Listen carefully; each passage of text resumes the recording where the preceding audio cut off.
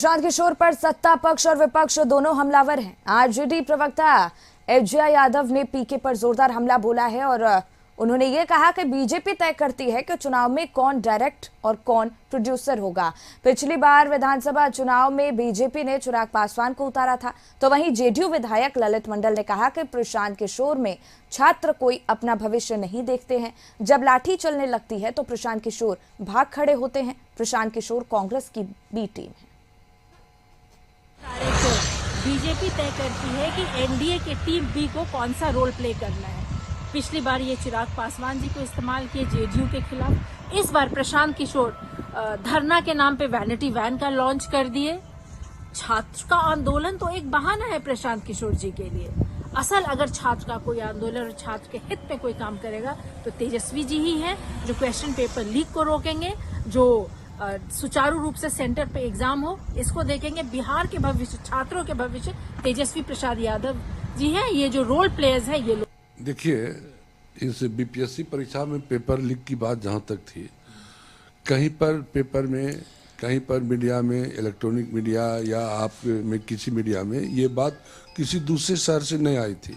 केवल एक ही जगह बापू सभागार में जो था, जो स्टेडियम, उसमें गड़बड़ी हुई थी प्रश्न पत्र बांटने में, और वहाँ का परीक्षा को रद्द करके फिर परीक्षा लिया गया और छात्रों ने जमकर उसमें भागीदारी ली।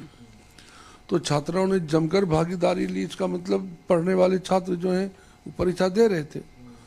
और दूर दराज के देहात 2 लाख छात्र परीक्षा देते हैं, और क्या उसमें सब भाग लेते हैं? इसमें, इस आंदोलन में सब भागीदार नहीं थे।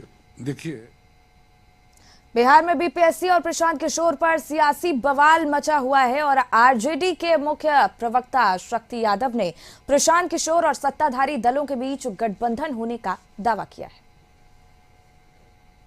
अभ्यर्थियों का सत्याग्रह, बीपीएससी, प्रशांत किशोर और कोचिंग माफिया।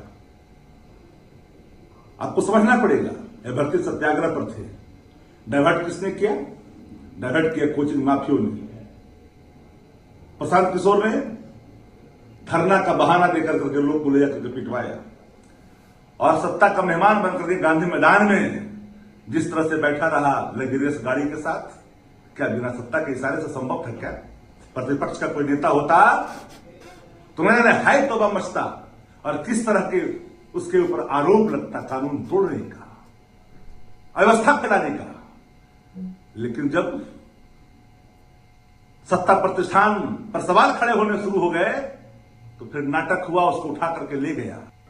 रुकें, ब्रेक के लिए फौरन होंगे हाजिर।